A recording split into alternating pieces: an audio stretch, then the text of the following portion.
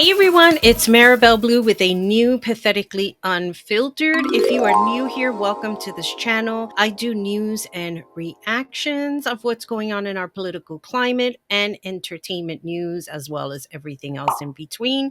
And if you are not new, welcome back. We have a lot to cover today, so I cannot promise that I'm going to keep this video under 10 minutes. I want to share a video with you with the Lincoln Project. I love them all so much. Rick Wilson is absolutely spectacular when it comes to sharing his thoughts and opinions on what's going on in this climate, on this political climate, as well as Rick Wilson has been involved in politics. He's written books on Donald Trump. So I respect his opinion more than everybody else. And I respect him as a whole for dedicating his life, so to speak, in really uncovering the travesties of what is going on in our world today. Not just the United States being affected, but worldwide. We had Ilanka Muck coming in and slashing all of these life-saving programs. We have the people from the Heritage Foundation still believing that we are the law of Christianity when we are not. And of course, everyone is losing their mind over Zoran Mandani. I think that's the way his name is pronounced, because he is now the mayor-elect of New York City. Now, while I'm not familiar with his policies, I've heard some things in passing through other creators. This video is not going to be about him, and I'm not going to talk about what his policies are until I look them up for myself. But congratulations to my home of New York City. I hope you prosper with this new mayor, and we're going to see what becomes of this progressive movement, which seems to be happening all around. I think people are pretty much fed up, but being fed up now, I have to say it's a little bit too late. You see, you should have been fed up on November 4th of last year when you had the opportunity to vote in Kamala Harris and make a difference worldwide.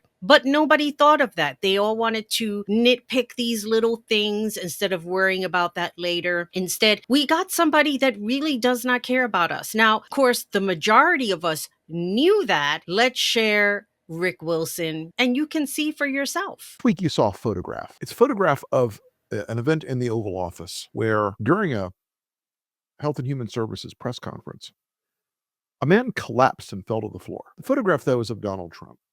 The man's been on the ground for a minute or two. He's surrounded by people. There's yelling, there's movement in the room.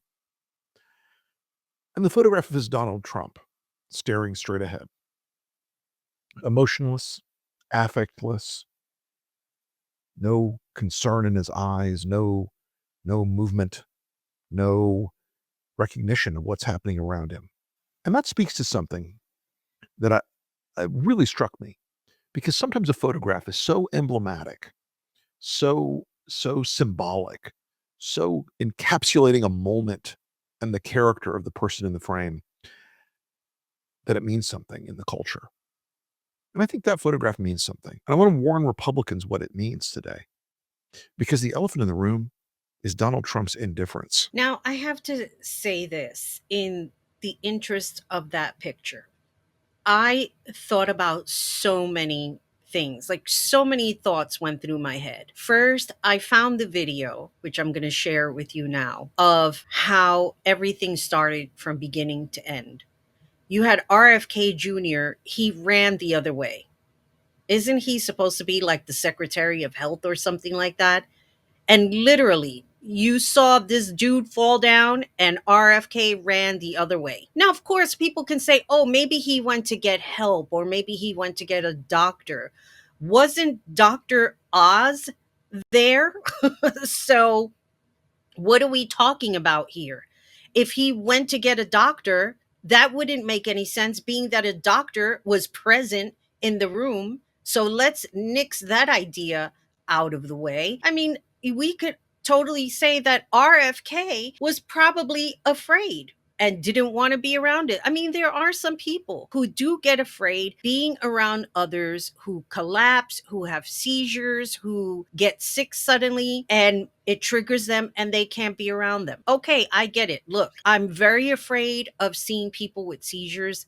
I can't look at it and I can't be around it. It's very frightening for me because of an experience that I had as a child on a train when somebody had an epileptic seizure in front of me. And I freaked out. When you're a child, you don't know or you're not aware that people suffer from different ailments.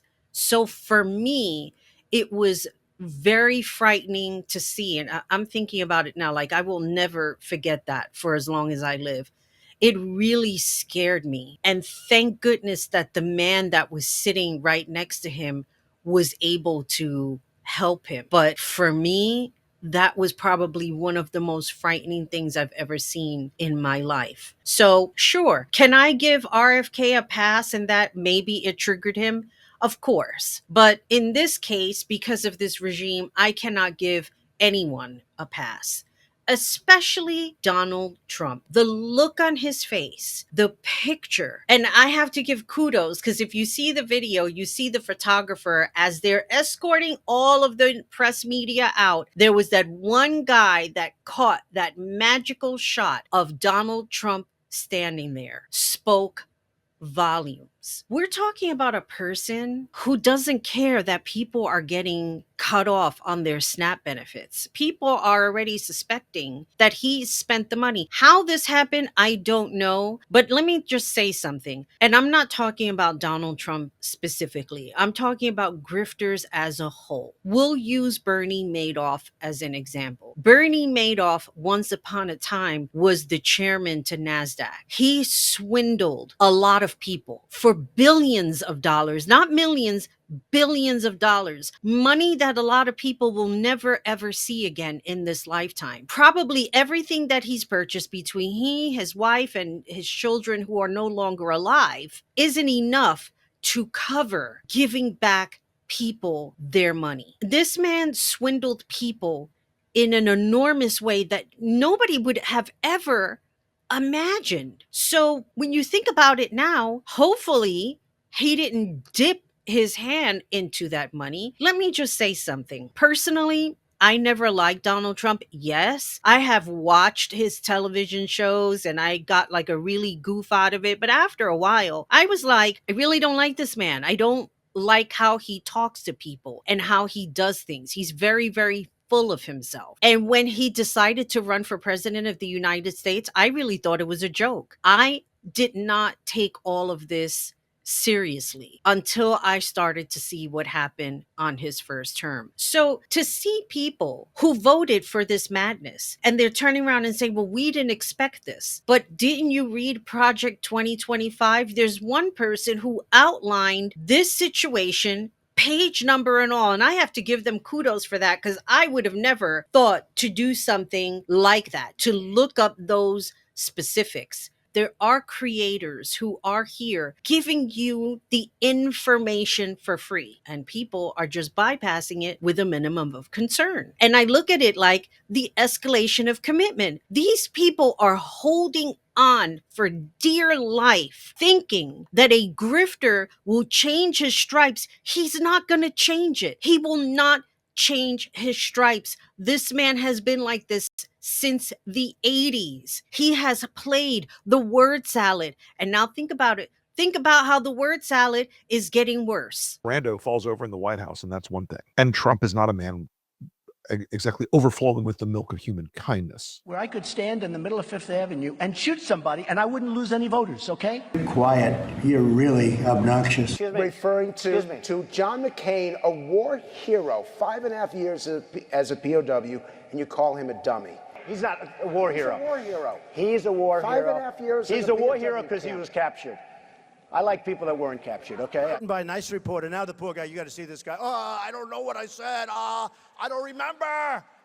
He's going like, I don't remember. Oh, maybe that's what I said. Not exactly a man for whom compassion is the first emotion you would associate with. But there's something bigger here. Donald Trump is different to the suffering of others. He always has been. And I can tell you, folks, I am the leading anthropologist of this man in the country. I have written 2 books about him. The 3rd book is not about Donald Trump. He's a character in it, but he's not the center of it. I have studied him closer than I ever hoped to study anything else in my life. And how sad that somebody has to really spend, I don't want to say waste their life, but when you think about it, it's so wasteful and so sad that we have to discuss, analyze this person in detail in order for us not to repeat the same mistakes and expecting different results. You have the farmers that are like, why? We voted for you. You were supposed to protect us. Why is this happening? Why? Why is it happening? Well, let me take out the Army Talk Orientation Fact Sheet number 64 yet again. Here's another one that I'm going to read. Fascism came to power in Germany, Italy, and Japan at a time of social and economic unrest. A small group of men, supported in secret by powerful financial and military interests, convinced enough insecure people that fascism would give them the things that they wanted. They did so partly by clever propaganda and deception. They promised the people that fascism would bring them great power and prosperity. The details differed from country to country, but the general term was the same. The Japanese spoke of greater Asia co-prosperity sphere. Mussolini mouthed humanitarian ideals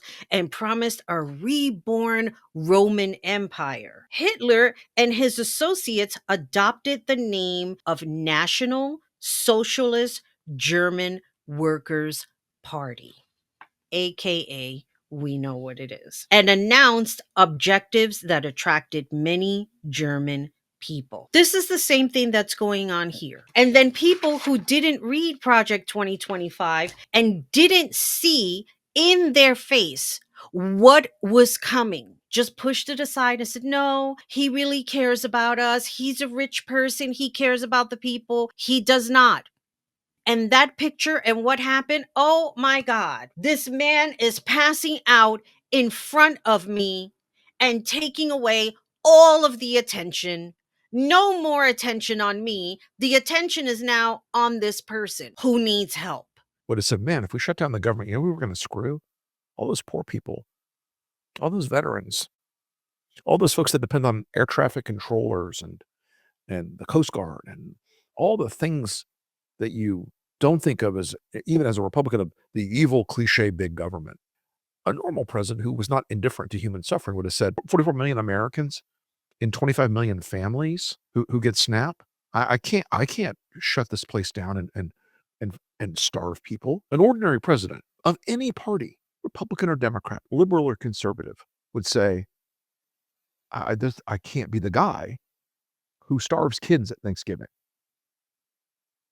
I can't be the guy who shuts off food aid for working poor people. So let's bring in Michelle Lockhart. She is a SNAP recipient. She's joining me now from Tennessee to talk about this. Myself, I was diagnosed stage 4 cancer in 2022, and I've been unable to work since 2023, a SNAP benefit recipient for about a year now.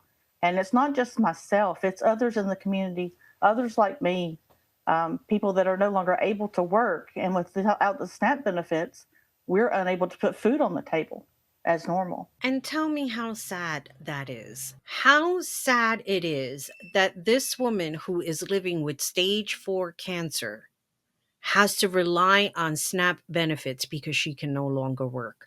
And you have a lot of these MAGA trolls that come out, oh, well, you need to go out and get a job. You need to do this. You need to do that. Really? Are you doing it? Or are you also on SNAP benefits and making fun of people who are on it? Nobody knows other people's situations and why they are on it. And working in the healthcare industry, I get a lot of calls from different patients. It does not surprise me when I get a phone call from a patient who was born in the 70s. Clearly, there's a lot of health issues going on that prevent them from working. And you think to yourself, do I even want a person of this capacity, whether health wise or mentally, be in a workplace and deal with different personalities, especially the personality of the asshole at work? Because there's always one or a few. And I've encountered many of them. They'll start off real nice, but at some point, that asshole behavior always comes out because they don't know how to keep it inside. So there's always going to be that one bad apple in the workplace. I couldn't see a person who has mental challenges in a workplace and have to deal with a person like that without punching them in the face, because that's what's going to happen. You have no idea where the line draws with people for anyone to think that this is okay, for anyone to think that it's okay for other people to starve. Maybe Trump supporters that didn't know any better, that didn't know about Project 2025, maybe they honestly thought, well, this doesn't apply to me, because you do have those racist people. Well, I'm white, it's not going to happen to me. And guess what? It's happening to you because you didn't use your critical thinking skills. There are people who were even working on government jobs who got terminated even after getting rave reviews. Well, I didn't think it was going to happen to me. Really? Because you thought your white privilege was going to save you. And now, guess what? Everybody's starting to find out that their white privilege is not saving them because they are not part of the 1%. So, how does that feel? It doesn't feel good, right? It doesn't feel good to know there is a person living in the White House that does not give a fuck about you. He never has, and he never will. Even before becoming president of the United States, he couldn't even pay his fucking bills. So let's not pretend that none of this was happening or is happening, because it is. And here's even something more frightening, and I'm going to close with this. This was a video that I was watching the other day with Dr. John Gardner. All of these things are going to get worse. You know, I always say, look at Donald Trump today, because that's the best Donald Trump you're ever going to see. Because dementia doesn't stay the same and it doesn't get better. It only gets worse. It's a rock rolling downhill. What do you think is wrong with President Trump? Two, maybe three major things. The first thing is that he has the most severe personality disorder, actually, that a human being can have. It's called malignant narcissism. It was originally introduced by Erich Fromm, who escaped the Nazis, to explain the psychology of Hitler and other murderous dictators like him. It's actually not in the DSM. It's kind of a historically obscure diagnosis, but I happen to have studied with the person who was the world expert on malignant narcissism. And so early on, when Trump was running for president in 2015, I recognized that this was essentially a meteor heading towards Earth. Because I knew just how destructive a malignant narcissistic leader can be to a country. And I saw it as potentially fatal to our country. And unfortunately, that seems to be potentially coming true. So that's your assessment of Trump's condition? Yes. And it has four components: narcissism, of course, but also psychopathy, or what we call antisocial personality disorder. So lying, breaking laws and norms, having no remorse for violating the rights of others. Also paranoia, and finally sadism. A lot of what he does is gleefully destructive and harmful, and it actually gives him enormous pleasure to hurt people and to destroy things. And when you think about everything that Dr. Gardner just said, think about everything that has happened now within the last 11 months. It's not just Donald Trump. It's also everyone around him. People like Stephen Miller, people like Steve Bannon, who just resurfaced either with new footage or with old footage talking about Trump running in 2028. We don't even know if the man will be around. And if he will be around, his mind won't be, because Dr. Gardner just said dementia doesn't stay the same. It gets worse. Imagine being on the other end of the phone, which I have multiple times when a spouse is calling about their spouse saying their dementia is getting worse and I don't know what to do. I think it's time for me to put them in a home. That's the reality for a lot of people. If you don't have family members who can take care of you, or you set things like provisions and a will or some kind of living document to have relatives take care of you, they are going to take matters into their own hands and do what is necessary for you and for them, because dementia is no joke. And what's scary is that the person in the White House may have dementia, and we are living in total chaos and insanity. And we are the ones having to help and be the humanitarians for our neighbors, for people that we don't see, whether it's donating money or donating food. We are the ones that are left to pick up the slack because we cannot rely on the government, Democrat or Republican. We cannot. It is up to us. And now we have this whole blue wave, that thing happened. And I'm happy about that. But that doesn't mean that we get to take a back seat and rest. As I said in my video on TikTok, we have to keep going because it's not just about us. It's about the next generation. You see, because a lot of these people that are in government now, they don't seem to realize one day they will cease to exist. It's part of life. It's going to happen to every one of us. Whether we go to heaven, whether we transform, I don't know. I'm not there yet. You understand what I'm saying? At some point, we're all going to get there. So while we are here, maybe the best thing we can do is set up shop so that the next person doesn't struggle.